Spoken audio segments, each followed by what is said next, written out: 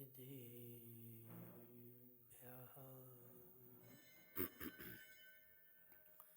तज्जयति परं ज्योति समं समस्तैरनन्तपर्याय दर्पणतलिविशकला प्रतिफलति पदार्थमालिका यत्र नमो हरिहन्ताणं नमो सिद्धाणं नमो वैरियाणं नमो अज्जायाणं नमो लोहे सब्बिसाहुरं। पंच परमेष्ठी भगवान के अनंत सिद्ध परमेष्ठी भगवान के 1008 देवादेवादिनाथ भगवान के 1008 देवादेव सुपारसनाथ भगवान के आचार्य भगवान अमृत चंद्र स्वामी के आचार्य भगवान विद्यासागर जी महाराज के आचार्य भगवान विशुद्ध सागर जी महाराज के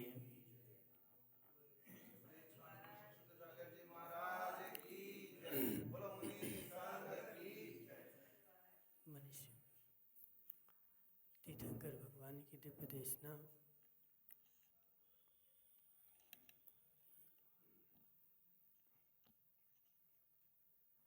शादवाद वाणी जयवंत हो।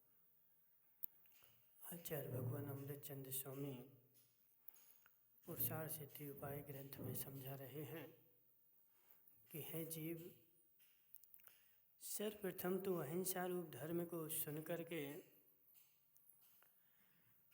स्थावर जीवों की हिंसा जो छोड़ने में असमर्थ है, उसको कम से कम 83 जीवों की हिंसा तो छोड़नी चाहिए। स्थावर और त्रस दोनों प्रकार के जीवों की हिंसा का कथन हमने पूर्व में किया और दोनों प्रकार के हिंसा के कथन को सुनकर के अब यदि स्थावर जीवों की हिंसा का कथन नहीं छोड़ सकते तो कम से कम 83 जीवों की हिंसा का कथन तो त्याग करने योग्य अवश्य ही है। लेकिन उसके लिए भी जरूरी है कि पहले श्रवण करके संश्रवणतः सर्वप्रथम कैसे हसमुख पंडित जी, सर्वप्रथम दोनों प्रकार की हिंसा को श्रवण करके, बिना श्रवण किए नहीं छोड़ना है। पहले श्रवण करो। श्रवण करो मतलब उसको भली प्रकार से जानो और भले प्रकार से जान करके उसके ऊपर भले प्रकार से श्रद्धा करो और श्रद्धा करने के बाद छोड़ोगे तो वह तुम्हारे मोक्ष मार्ग के लिए सहकारी होगा। और श्रवण किए बिना छोड़ दिया, श्रवण किए बिना छोड़ दिया तो वह संसार मार्ग के लिए कार्यकारी हो जाएगा। छोड़ना नहीं है, छोड़ना नहीं है, छूटना है। छोड़ना नहीं है, छूटना है। हसमुख पंडित जी, छोड़ना है कि छूटना है?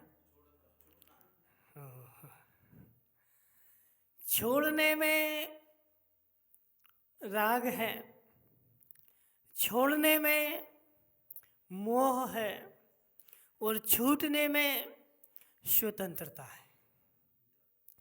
जो छूटने की तलाश में रहता है, मनसुख लाल जी मुंगानिया जेल गए कभी? जेल गए कहीं? हैं? एक बार गए ना जेल। तो जेल में से जब बंद थे तो छूटने की फिराक में थे कि छोड़ने की फिराक में थे? जेल में बंद व्यक्ति को विचार आएगा कि मुझे जेल से छूटना है कि मुझे जेल को छोड़ना है। जेल को छोड़ना जेल को छोड़ के आओगे तो तुम्हें जिंदगी भर राग रहेगा कि मैंने जेल छोड़ दिया, मैंने घर छोड़ दिया, मैंने अमुक वस्तु छोड़ दी, अमुक वस्तु का त्याग कर दिया, और जिंदगी भर उसका तुम्हें राग रहेगा। और वह राग ही तो बंध का कारण था, और वह राग छोड़ने के बाद भी बना रहा। और जो छूट के आता है,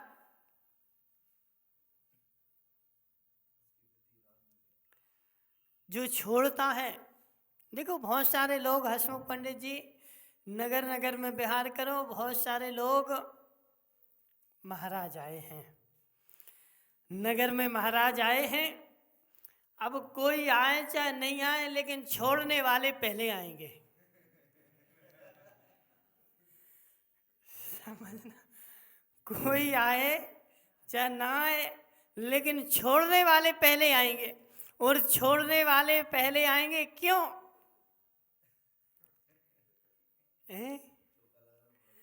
नहीं, छोड़ने वाले पहले आएंगे।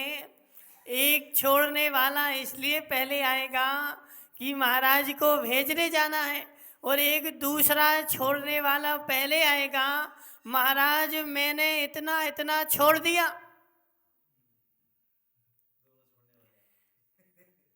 मैंने इतना इतना छोड़ दिया, तुम मेरी पूरी कहानी सुन लो। मैंने देखो जीवन में कितना कितना छोड़ा है, यह सारे छोड़ने की लिस्ट मेरे पास है, और यह सारे छोड़ने की लिस्ट मैं आपको बता रहा हूँ कि इतना इतना मैंने छोड़ दिया है। तुमने इतना इतना तो छोड़ दिया, लेकिन छूटे कितने तुम?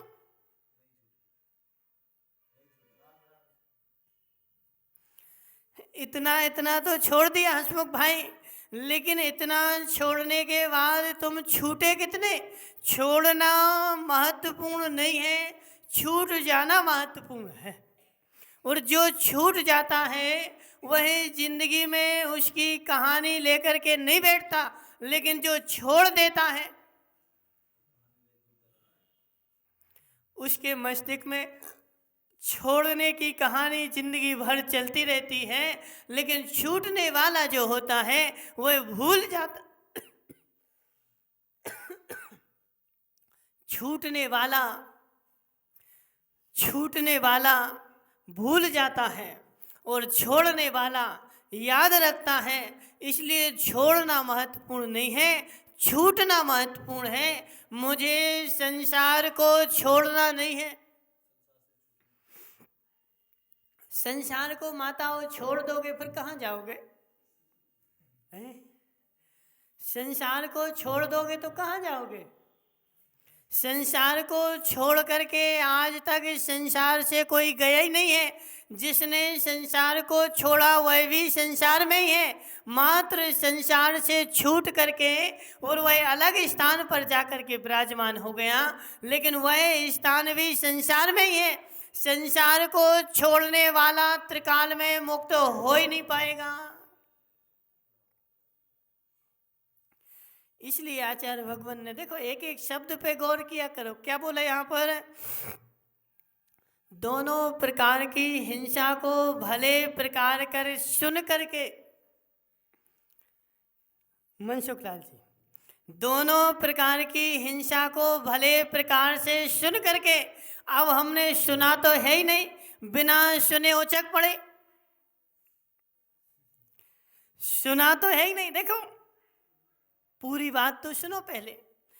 कल्याण का सर्वप्रथम मार्ग ऐसा है कि सर्वप्रथम पूरी बात सुनो तो तुम जरा। यदि पूरी बात सुनोगे तो संसार में कोई लड़ाई झगड़ा है ही नहीं। लड़ाई झगड़ा मनसुख लाल जी मुंगानिया, लड़ाई झगड़ा वही है जहां तुमने पूरी बात सुनी नहीं। वह हाथी का उदाहरण आता ना, एक व्यक्ति ने, माता वो सुना नहीं सुना, हाथी को देखने के लिए 7 अंधे गए थे, और प्रत्येक अंधे ने, एक अंधे ने हाथी के पैर पकड़ लिए, एक अंधे ने हाथी की सूंड पकड़ ली, एक अंधे ने हाथी का पेट पकड़ लिया, एक हाथी ने उसकी पूंछ पकड़ ली और एक अंधे ने उसके कान पकड़ लिए और सातों अंधों ने हाथी के एक एक देश को पकड़ करके और वह अंधे पकड़ने के बाद उनकी गोष्ठी हुई। किसकी? किसकी? अंधों की। अंधेर नगरी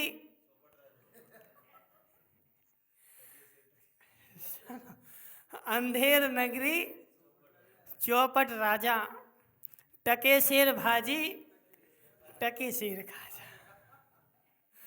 सुना है कभी माताओ? अंधेर नगरी चौपट राजा, टके शेर भाजी टके शेर खाजा। इसकी पूरी लंबी कहानी है हसमुख भाई, इसकी पूरी लंबी कहानी है। यह पूरा एक वाक्य अपने अपने आप में एक महत्व रखता है। यह वाक्य कोई सामान्य नहीं है, यह वाक्य एक विशेष है। एक गुरु और एक शिष्य एक दूसरे नगर में गए थे। उकावत जी, एक गुरु और एक शिष्य एक नगर में गए थे। तो गुरु को भूख लगी, शिष्य से बोला कि जाओ कुछ खाने को लेकर के आओ। उसके पास एक शेर था, टका टका टका क्या कहलाता? एक टका था उसके पास। अब एक टके में ही उसको भोजन पूरा खरीदना है। वह दुकान पे जैसे ही गया माता दुकान पे जैसे ही गया, उसने आटा पूछा। बोले आटा क्या भाव? बोले टके शेर। एक टके में तो पूरा आटा ही आ जाएगा, अब मैं बनाऊंगा कैसे? उसने पूछा कोयला क्या भाव? बोले टके शेर। नमक क्या भाव? बोले टके शेर। उसने पूछा मनसुख लाल जी, बोले मुंह क्या? बोले जलेबी क्या भाव? बोले टके शेर। रसगुल्ले क्या भाव? बोले टके शेर। बोले ऐसा कैसे? मैं तो संसार में आज तक मूर्ख बना हुआ था। यह इस गांव से अच्छा कोई गांव नहीं हो सकता। बोले आटा भी टके शेर और कोयला भी टके शेर। अब कौन मूर्ख कोयला खरीदे? बनी बनाई जलेबियां खरीदा। तेजपाल जी, बनी बनाई जलेबियां खरीदो, एक टके में शेर भर खाएंगे और गुरु भी खाएगा, हम भी खाएंगे। एक टके में उसने शेर भर जलेबियां खरीदी और शेर भर जलेबियां खरीदने के बाद वह अपने गुरु के पास गया। और जैसे ही गुरु के पास गया, बोले गुरु जी, बोले अब हम इस नगर से दूसरे नगर नहीं जाएंगे। सुनो, बोले अब हम इस नगर से दूसरे नगर नहीं जाएंगे। बोले क्यों नहीं जाओगे? बोले गुरुजी, इस नगर से अच्छा नगर तो संसार में हो ही नहीं सकता। बोले क्यों? इस नगर में सब कुछ टके शेर। जो भी खरीदना हो संसार में सब कुछ टके शेर है। और हम आज तक हमारे हाथ जल गए, बोले रोटियां बनाते बनाते। इसी नगर में रहेंगे और एक टके में शेर भर लाएंगे और इस पेट भर के खाएंगे। अब गुरुजी तो जो थे वो मूर्ख नहीं थे, गुरुजी जो थे वो होशियार थे। गुरुजी ने बोला कि ये शिष्य, इस नगर में यदि सब कुछ टके शेर है तो हमें तो एक पल भी यहाँ नहीं रहना चाहिए। बोले क्यों? बोले कभी भी आफत आ सकती है, चलो इस नगर से। बोले नहीं, हम तो अब इसी नगर में रहेंगे। बोले यदि इस नगर में रहना है तो मुसीबत झेलने के लिए तैयार हो जाओ, मैं तुम्हारे साथ हूँ, रहो यहाँ पर। वह दोनों गुरु शिष्य उसी नगर में बस गए और टके शेर एक दिन रसगुल्ले लाए, एक दिन जलेबियां लाए, एक दिन इमरती लाए और रोज ला करके और खाते रहे और खा करके मोटे हो गए। सुनो नागेंद्र भाई, खा करके खूब मोटे हो गए। और मोटे होने के बाद उस नगर में एक दिन एक घटना घट गई। एक राहगीर, सुना तुम? नहीं सुना? नहीं सुना? एक राहगीर राह से चला जा रहा था अरविंद भाई उकावत, और राहगीर राह से चला जा रहा था, और वह जैसे ही गली में से मुड़ा तो उस गली के कोने पर जो मकान था वह भर भरा के गिर पड़ा। वह व्यक्ति तुरंत गया कहाँ? कहाँ? राजा के पास, कि हे राजन, इस मकान मालिक को तुम सजा दो। बोले इसने ऐसा मकान बनाया कि मैं बाल बाल बच गया। यदि एक क्षण भी पीछे होता तो आज मेरी यहाँ लाश होती, इसका पूरा मकान मेरे ऊपर गिरा होता और मैं मर गया होता। इस मकान मालिक को तुम सजा दो। राजा ने तुरंत सैनिक भेजे कि जाओ मकान मालिक को लेकर के आओ। राजू भाई, मकान मालिक को लेकर के आओ। मकान मालिक आया, बोले राजन मेरी गलती नहीं है। बोले बनाने वाले को लेकर के आओ।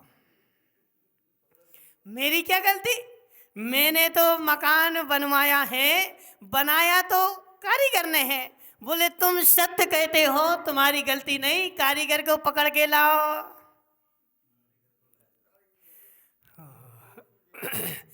कारीगर को पकड़ के लाए। बोले तुमने मकान कैसा बनाया? इसके ऊपर गिर जाता तो ये मर नहीं जाता। बोले राजन मेरी कोई गलती नहीं, वो है गलती जो है वह मसाला बनाने वाले की है। उसने गीला मसाला बनाया इसलिए मकान कच्चा बना। बोले मसाला बनाने वाले को बुला करके लाओ। मसाला बनाने वाला आया, उससे पूछा गया तुमने गीला मसाला क्यों बनाया? बोले राजन मेरी गलती नहीं है, ये गलती सारी मशक बनाने वाले की है। उसने मशक बनाने वाले ने पानी ज़्यादा डाल दिया और मशक जो है मशक बड़ी आ गई। राजन मशक बनाने वाला भी क्या बोला? बोले राजन मेरी गलती नहीं है, ये सारी मशक की गलती है। बोले बाजार में छोटी मशक है ही नहीं, सारी बड़ी बड़ी हैं, और बड़ी मशक में ज़्यादा पानी आया और ज़्यादा पानी आया तो गारा गीला हो गया। अब मशक बेचने वाले को बुलाओ। बोले तुमने छोटी मशक क्यों नहीं बनाई? तुम छोटी मशक क्यों नहीं लेकर के आए? और वह बेचारा बनाने वाला गरीब आदमी, और वह गरीब आदमी क्या जाने बहाने बनाना, और वह बेचारा कुछ नहीं कह पाया और वह बेचारा फंस करके रह गया। राजन ने बोला इसको फांसी पर चढ़ा दो। इसको फांसी पर चढ़ा दो। और जैसे ही फांसी पर चढ़ाया गया, अरविंद भाइयों का टके शेर भाजी, टके शेर खाजा, उस चंडाल को बुलाया गया कि इसको फांसी लगाना है। चंडाल ने जैसे ही फांसी लगाई, बोले राजन यह फंदा इसके गले में नहीं आ रहा है। फंदा जो है ना वह मोटा है और इसका गला जो है वो पतला है। बोले जाओ गांव से मोटे आदमी को पकड़ के लाओ।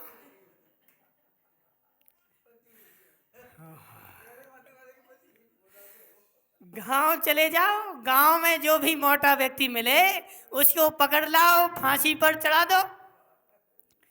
वह दोनों गुरु शिष्य अरविंद भाई, वह दोनों गुरु शिष्य जो खा खा करके मोटे हो गए थे, उन दोनों को पकड़ करके लाया गया, राजा के सामने पेश किया गया कि हे राजन, यह दोनों आदमी हमारे नगर में मोटी मोटी मिले हैं। राजन ने बोला चढ़ा दो फांसी पर।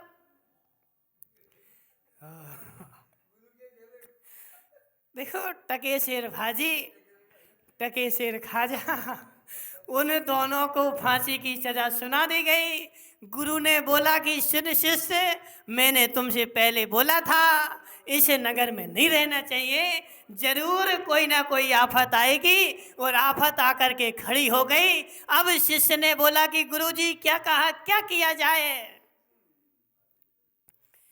गुरु तो होशियार, बोले ठहर जाओ, अभी ऐसी फांसी नहीं लगेगी, हमने किया कुछ नहीं है, तुम एक चाल चलो।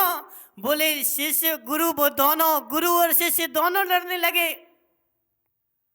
नागेंद्र भाई, वह गुरु शिष्य दोनों लड़ने लगे, किसके लिए?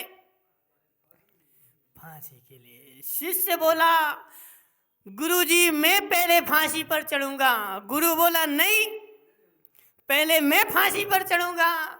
दोनों फांसी पर चढ़ने के लिए दोनों लड़ने लगे। अब दोनों लड़ने लगे, अब राजा ने देखा कि यह लड़ाई क्यों हो रही। बोले गुरु बोला राजन मैं पहले फांसी पर चढ़ूंगा। शिष्य बोला नहीं, पहले मैं फांसी पर चढ़ूंगा। बोले फांसी पर चढ़ने के लिए क्यों लड़ रहे? गुरु ने राजन के कान में बात सुनाई, हे राजन, यह मुहूर्त इतना अच्छा है कि इस मुहूर्त में जो फांसी पर चढ़ेगा वह सीधा मोक्ष जाएगा, इसलिए मुझे पहले फांसी पर चढ़ना है। राजन ने बोला ठहर जाओ, तुम दोनों नहीं चढ़ोगे, पहले मैं फांसी पर चढ़ूंगा।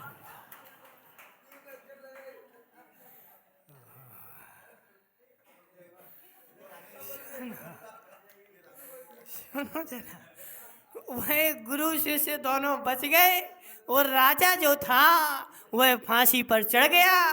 टके शेर अंधेर नगरी, चौपट है राजा, टके शेर भाजी और टके शेर खाजा। जिस नगरी में टके शेर भाजी बिकती हो, टके शेर खाजा बिकते हो, उस नगरी के राजन को कितना विवेक है। देखो ओकावत जी, लोभ में नहीं आना,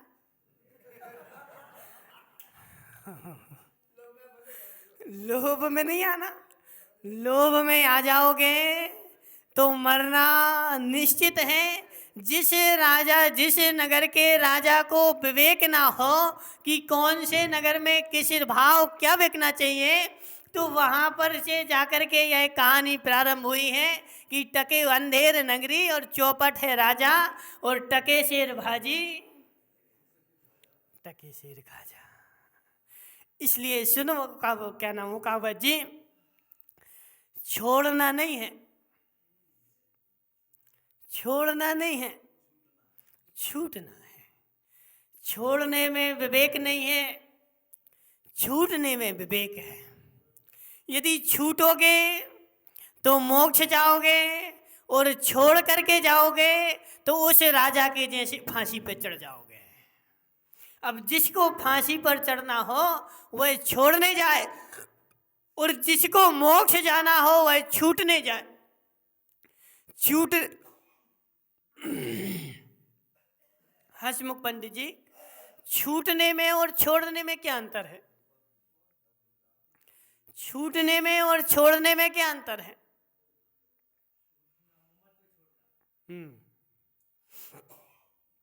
बोल ना। छूटने वाला तड़पता है और छूटने वाला मजे करता है। छोड़ने वाला मजे करता है और छूटने वाला तड़पता है। नहीं आया समझ में मनसुख लाल जी? छूटने वाला तड़पता है और छोड़ने वाला मजे करता है। मनसुख लाल जी मोहे क्या नाम है, अजित भाई मुंगानिया, नहीं आया समझ में? क्या आया बताओ? हाँ, छोड़ने वाला मजे करता है और छूटने वाला तड़पता है। किसके लिए? छोड़ने के लिए। जब सुबह सुबह प्रेशर बन जाए, छोड़ने के लिए तड़पते कि नहीं? मैं इस पेट की तड़पन से छूट जाऊं, छूटने के लिए ही तड़प रहे, और जब छूट जाओगे तब मजे करोगे, और यदि छोड़ करके आओगे। हंसमुख पंडित जी, आज उल्टी हो गई, आज दस्त लग गए, क्या हुआ है? देखो, दस्त लगते हैं ना तब भी वह छोड़ता है, और जब दस्त नहीं लगते तब भी छोड़ता है। लेकिन दस्त लगने के साथ जो छोड़ता है वह 50 लोगों को बताएगा कि आज दस्त लग गए, और दस्त नहीं लगे हो और छोड़ के आएगा, फिर किस किस को बताओगे?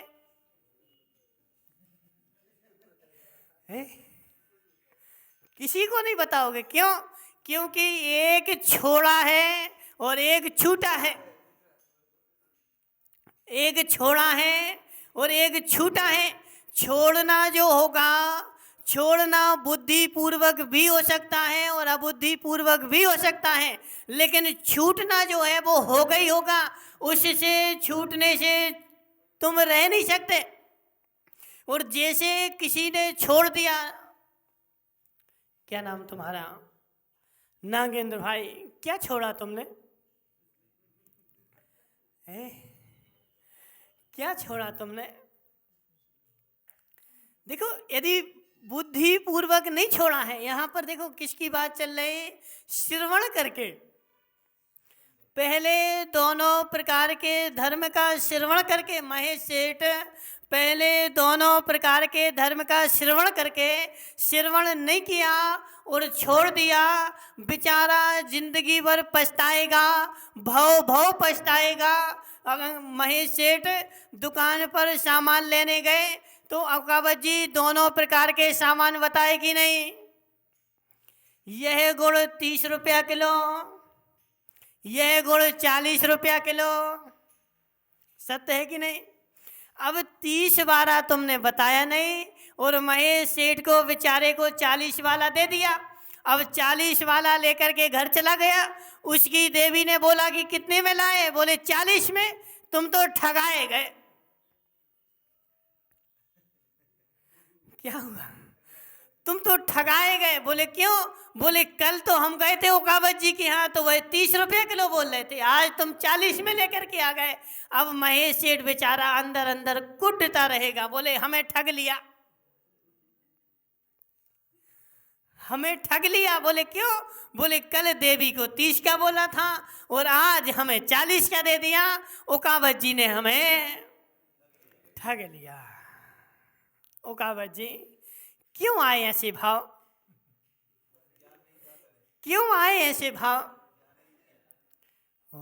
वस्तु व्यवस्था का ज्ञान नहीं किया, वस्तु व्यवस्था को जाना नहीं कि 30 वाला जो है, 30 वाला जो है वह दूसरा है, 40 वाला जो है वह दूसरा है। ऐसे तरह से जीवों की, स्थावर जीवों की दोनों प्रकार की हिंसा का पहले श्रवण करो और दोनों की हिंसा का श्रवण करने के बाद फिर तुम अपनी शक्ति को देखो। मैं कौन सी त्याग कर सकता हूँ, मैं कौन सी छोड़ सकता हूँ। और अपनी शक्ति को तो देखा नहीं और पहले से ही बड़ी को छोड़ बैठे, और फिर बाद में जब खबर आएगी कि 30 वाला भी बिकता है तो फिर पछताताप होगा कि मैं 40 वाला बेकार में लेकर के आ गया, 30 वाला ही लाना था। इसलिए यहाँ पर आचार्य भगवान ने बोला कि सर्वप्रथम दोनों प्रकार के धर्मों को सुन करके और दोनों प्रकार के धर्मों को सुनने के बाद दोनों प्रकार के धर्मों में श्रद्धा करके। अभी वो हाथी बैठा है, अभी मनसुख लाल जी मुंगानिया, हाथी बैठा है। हाथी के प्रत्येक अंधे ने माताओं एक एक अंग पकड़ा था और जब उनकी गोष्ठी हुई तो एक ने बोला हाथी खम्मे जैसा है, एक ने बोला हाथी सूपे जैसा है, एक ने बोला हाथी दीवाल जैसा है, एक ने बोला हाथी रस्सी जैसा है, और सातों के सातों लड़ाई करने के लिए बैठे हैं। बोले क्यों? बोले हाथी ऐसा नहीं, ऐसा ही है। मैंने अपने हाथों से देखा है माता, मैंने अपने हाथों से अनुभव किया है, हाथी जो है वो रस्सी के जैसे ही है, सूपे के जैसा नहीं है। और सातों के सातों लड़ाई करने के लिए बेचारे तत्पर हैं। और ऐसे नहीं संदीप गांधी, ऐसे नहीं, ऐसी लड़ाई होगी, ऐसी लड़ाई होगी कि भव भव निकल जाए, लेकिन लड़ाई सुलझने वाली नहीं है। लड़ाई तो तभी सुलझेगी जब वस्तु व्यवस्था का ज्ञान हो, वस्तु व्यवस्था की श्रद्धा हो कि हाथी सूपे जैसा ही नहीं है। माताओं, हाथी देखा कैसा है? हाथी है, हाथी कैसा है? सूपे के जैसा नहीं है। हाथी, सुनो, हाथी के कान हाथी है कि नहीं?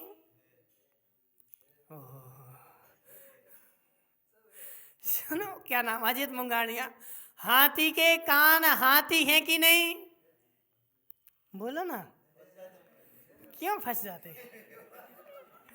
उकावत जी, कान हाथी है कि नहीं?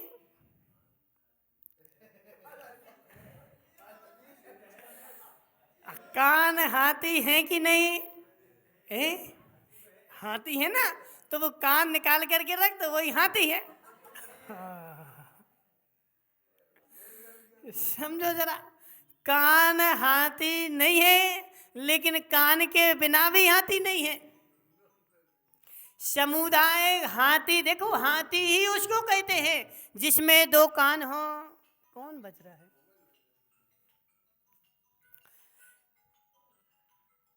माताओं, जिसमें दो कान हो, दो आंखें हो, एक सूंड हो, एक चार पैर हो, यह सारी वस्तु व्यवस्था को जोड़ के ही हाथी बनेगा। एक एक अलग अलग रख दो तो हाथी होगा ही नहीं त्रिकाल में।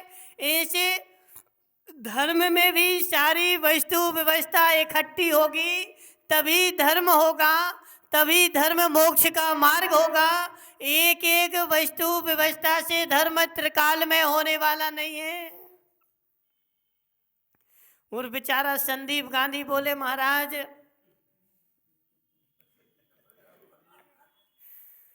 आत्मा ही धर्म है, आत्मा के अलावा त्रिकाल में कोई धर्म है ही नहीं है।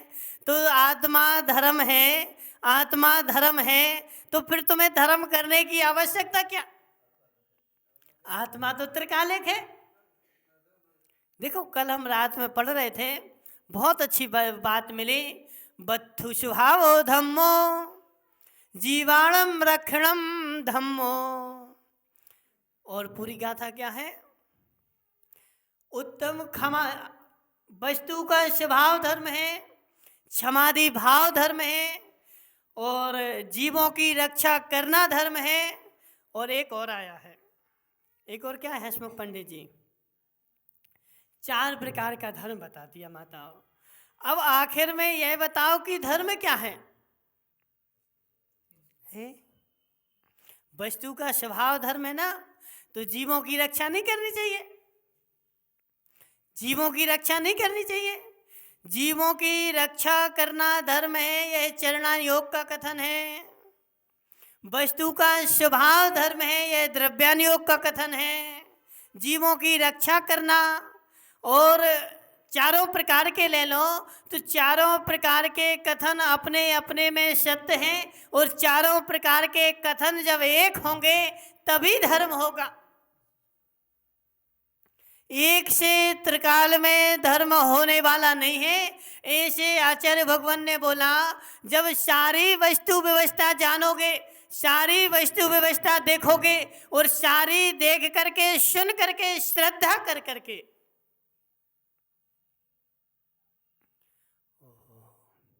नागेंद्र भाई, मोक्ष जाना है, नहीं जाना। मोक्ष तभी मिलेगा जब श्रद्धा पक्की होगी, और श्रद्धा तभी पक्की होगी जब वस्तु व्यवस्था का ज्ञान पक्का होगा। वस्तु व्यवस्था को जाने बिना श्रद्धा त्रिकाल में बनने वाली नहीं है। वस्तु व्यवस्था को जाने बिना श्रद्धा जो रहेगी वह तुम्हारी डमाडोल ही रहेगी कि गंगा गए गंगादास, माता गंगा गए गंगादास, जमुना गए जमुनादास। और दोनों की श्रद्धा तुम्हारी ऐसी होगी कि वह दोनों की श्रद्धा बना के चलोगे तो वह सम्यक दर्शन त्रिकाल में होगा नहीं, और सम्यक दर्शन नहीं होगा तो मोक्ष जल्दी हो जाएगा। सम्यक दर्शन नहीं होगा माता तो मोक्ष जल्दी हो जाएगा। क्यों? शरीर का मोक्ष तो हो जाएगा ना, शरीर का मोक्ष तो हो जाएगा ना। आत्मा का मोक्ष तो आत्मा की श्रद्धा से होगा, और शरीर का मोक्ष शरीर की श्रद्धा से होगा। क्यों? अजित भाई मुंगानिया, शरीर का क्या मोक्ष? तुम्हारा मंत्री बोल रहा है, शरीर का क्या मोक्ष? शरीर का भी मोक्ष होता है।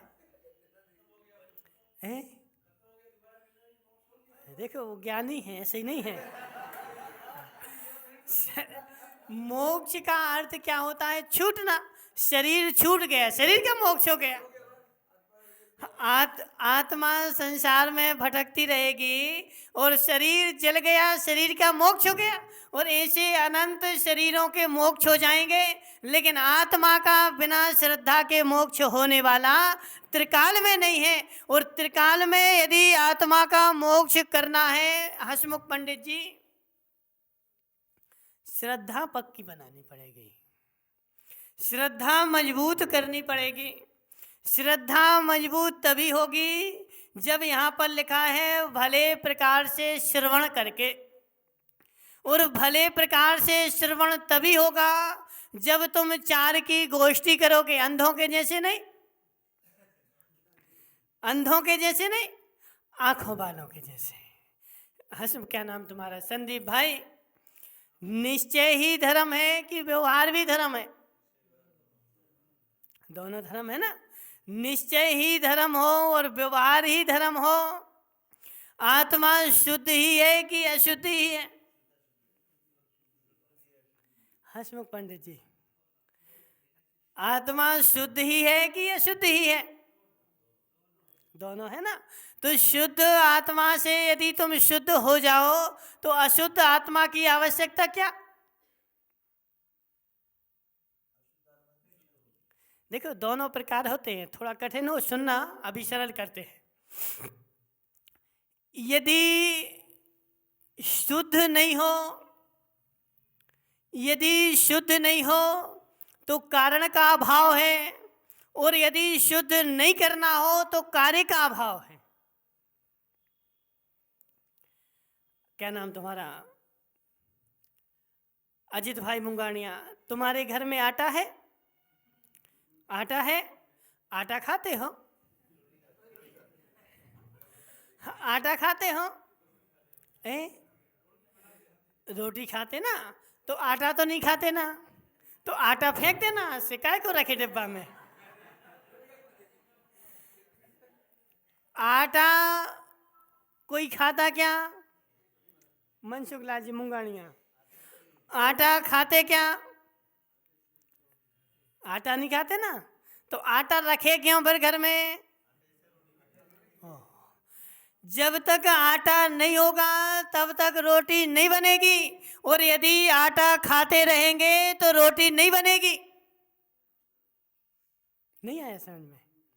आटा नहीं होगा तो रोटी नहीं बनेगी, और आटा खाना प्रारंभ कर देंगे तब भी रोटी नहीं बनेगी। रोटी उसी के यहाँ बनेगी जो रोटी खाएगा, लेकिन आटा जिसके यहाँ होगा वही रोटी खा पाएगा। ऐसे आत्मा शुद्ध जिसकी होगी वो एक कारण है, और शुद्ध करना जो है वो साध है, और शुद्ध हो जाना साध दशा की प्राप्ति है। तो आत्मा की शुद्धि निश्चय नहीं से है, लेकिन फिर भी व्यवहार की आवश्यकता है। क्यों? क्योंकि व्यवहार के बिना आत्मा शुद्ध होगी नहीं, उसका प्रकट होगा नहीं।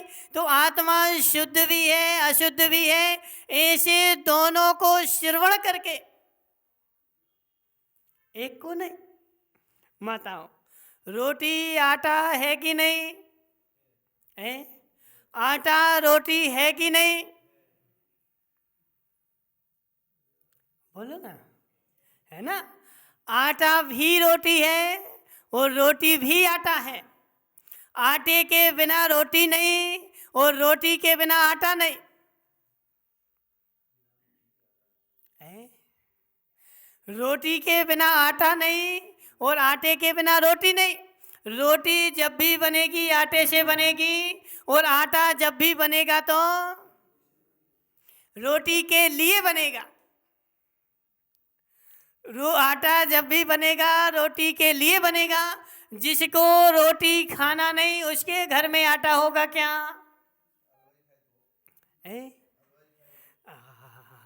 खाएगा तो वह हलवा भी उपचार से रोटी ही है। उपचार लगा लो ना, कारण में कार्य का उपचार। रोटी बनाई क्यों तुमने? खाने के लिए। हलवा बनाया क्यों तुमने? खाना तो दोनों में एक सा है ना। देखो, जहाँ समानता हो बहुत अच्छी बात है संदीप भाई। विचारा सादृश अस्तित्व भी होता है, और सादृश महासत्ता और अवान्तर सत्ता, दो सत्ताएं होती कि नहीं? जिसको संसार में सुखी रहना हो वह सादृश अस्तित्व को देखे, और जिसको दुखी रहना हो वह विसदृश अस्तित्व को देखे। और बेचारा संदीप गांधी जिंदगी भर बेचारा विसदृश को ही देखता रहा। हितेश मुंगानिया तो आया नहीं आज, बेचारा कहाँ गया? चला जान दो। क्या नाम है? मुंगानिया जी, अजित भाई। जिसको संसार में दुखी रहना हो वह विसदृश अस्तित्व को देखे, और जिसको संसार में सुखी रहना हो वह सादृश अस्तित्व को देखे। अजित भाई मुंगानिया, तुम्हारे यहाँ सोना है? हाँ ना, तो बोलो। घर में सोना है? तुम्हारी देवी सोना पहनती कि नहीं? पहनती है ना। वह हार पहनती कि नहीं? हार पहनती है, तब तुम सुखी होते हो कि दुखी होते हो? सुखी होते ना। उसने हार पहना है, और वह यदि अभी रोने लगे कि नहीं हमें तो हार नहीं पहनना, हमें तो बाजूबंद पहनना है, क्या करोगे? लाओ वो हार लेकर आओ, अभी हम बाजूबंद देते हैं।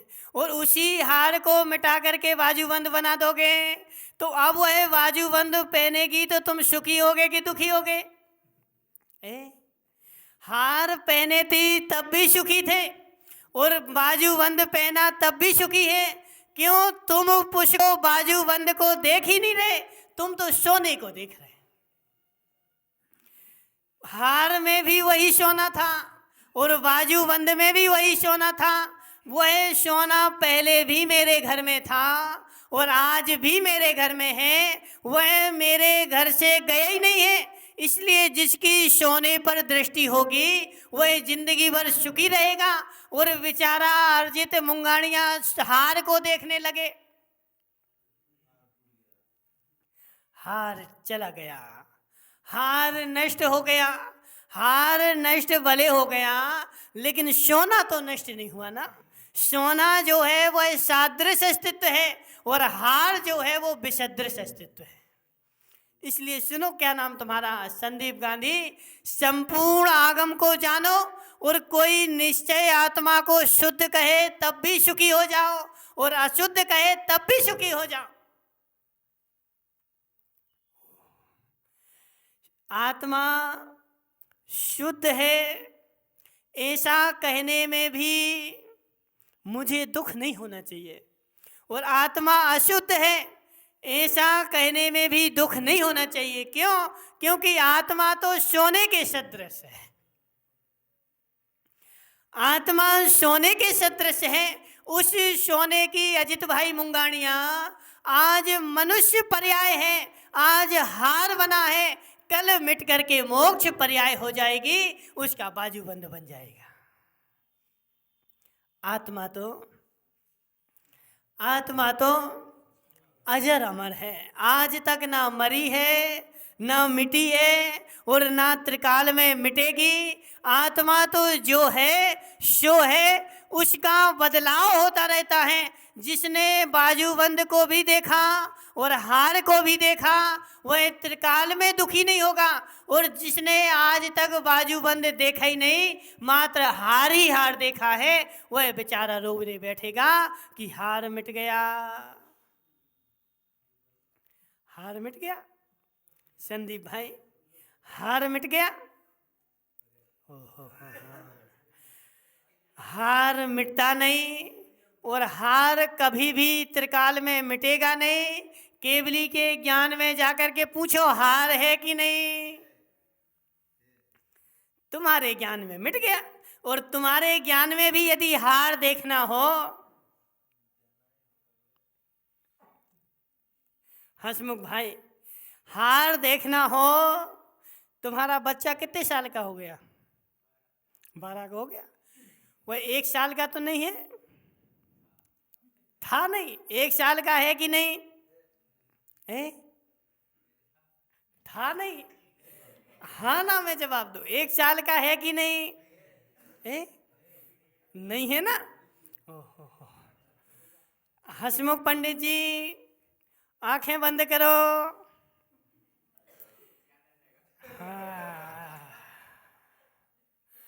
आंखें बंद करो। अब अपने बच्चे की छोटी अवस्था देखो। तुम्हारा बच्चा 1 साल का है कि नहीं? वस्तु मिट सकती है, लेकिन ज्ञान में से कोई नहीं मिटा सकता।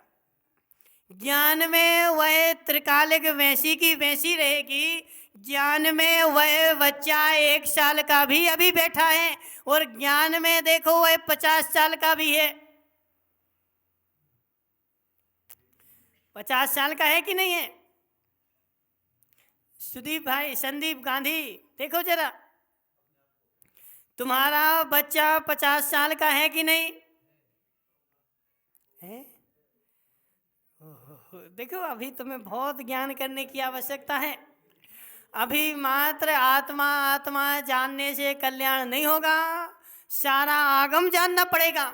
सारा आगम को जान करके, सारे आगम को सुन करके फिर तुम आत्मा निकालोगे, तब तुम्हारा कल्याण होगा। और आत्मा मात्र निकाल करके सारा आगम फेंक दोगे तो नरक में चले जाओगे।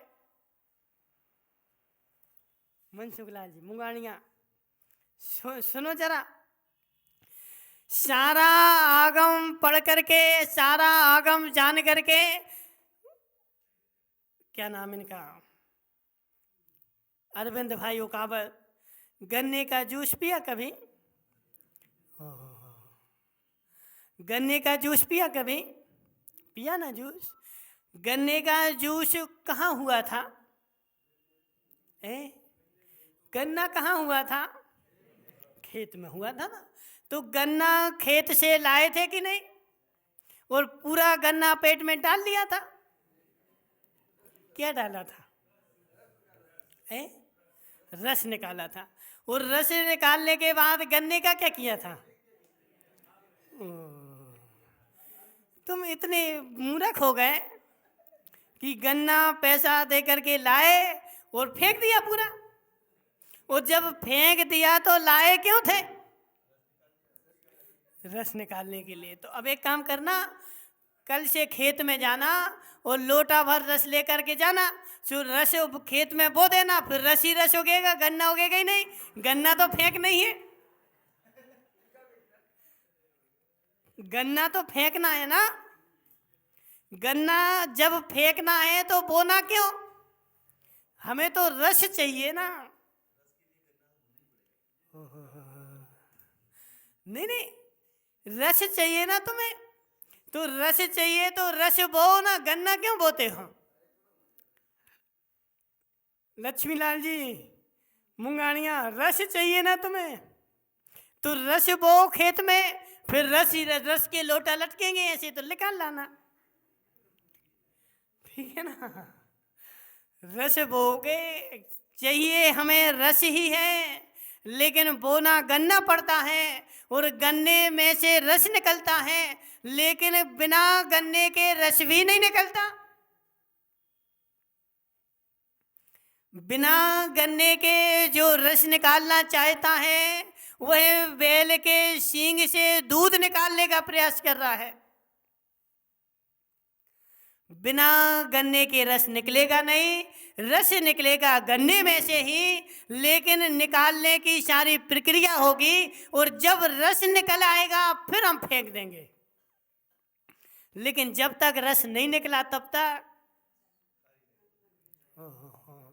ऐसे मुझे आत्मा इस शरीर में से निकालना है, लेकिन वह शरीर में से आत्मा तो निकलेगी इसी में से, लेकिन जब तक नहीं निकली तब तक शरीर भी उपादेय है। जब निकल जाएगी तो क्या करोगे अरविंद भाई? समझो जरा, जब इसमें से आत्मा निकल जाएगी फिर क्या करोगे? फेंक दोगे। लेकिन जब तक आत्मा रह रही है निकलेगी इसी में से, ये गारंटी है। लेकिन निकलेगी इसी में से, लेकिन निकालना हमें इसी में से है। लेकिन जब तक नहीं निकली तब तक सारे आगम का ज्ञान करना पड़ेगा, और सारे आगम का ज्ञान होने के बाद ही आत्मा इसमें से निकलेगी। बिना ज्ञान की आत्मा निकल आए त्रिकाल में संभव नहीं है। तुम मात्र क्या करोगे? वो बेचारे देखना, वो लक्ष्मीलाल जी मुंगानिया को ज्ञान हो गया। लक्ष्मीलाल मुंगानिया गए मेले में गए लक्ष्मीलाल जी मेले में गए, सो उन्होंने क्या देखा कि एक गन्ने की चरखी लगाए था, वह गन्ने में से रस निकल रहा था और निकाल करके उसमें से अलग रख रहा था। और रात में गए तो बहुत सारे छिलके डले थे, बहुत सारे छिलके डले थे, और छिलके वो सारे बटोर के ले आए। बोले क्यों? हम तो रस निकालेंगे। और मशीन में से रस निकालते निकालते निकालते निकालते शाम से सुबह हो गई। उनकी देवी ने पूछा क्या कर रहे हैं? बोले रस निकाल रहे हैं। अब रस निकल चुका है। हाँ, अब उसमें से रस निकल चुका है राजू भाई, रस निकल चुका है। अब उसमें से रस निकलने वाला नहीं है। जिसमें रस होगा उसी में से निकलेगा, और उसकी सारी प्रक्रिया जैसी है वैसी आगम में लिखी है, उसी प्रक्रिया से निकालोगे तभी रस निकलेगा। लेकिन श्रद्धा वैसी बनानी पड़ेगी कि खेत के गन्ने में रस है, वो निकले हुआ है गन्ने में रस नहीं है। जो खेत के गन्ने में से रस निकालेगा माताओं, उसको रस पीने मिलेगा, और जो छिलकों में से रस निकालेगा उसको। राजू भाई डीजल वाले, डीजल निकाला तुमने? डीजल निकाला तुमने? कहाँ? राजू भाई डीजल वाले सोचे, बोले महाराज हम तो अपने क्या करेंगे, घर के पीछे एक अच्छा कुआं खोदेंगे और उसमें से तेल निकल आएगा। बोले क्यों? बोले वहाँ इराक में तो ऐसे ही होता ना, अपने अपने घर में कुआं खोदो और कुआं में से डीजल निकलेगा। सो राजू भाई डीजल वाले अपने घर में कुआं खोदें तो तुम्हारे घर में कुएं में डीजल नहीं निकलने वाला। जहाँ डीजल होगा वहीं से निकलेगा, लेकिन उसकी सारी प्रक्रिया पहले जांच करवा लो। संदीप भाई गांधी कहाँ कैसा है वैसा जान करके और वैसा श्रद्धा करोगे, वैसा कुआं खोदोगे तो वैसा वहाँ निकलेगा। जहाँ जो होगा वही मिलेगा। बोले शांतिनाथ भगवान की।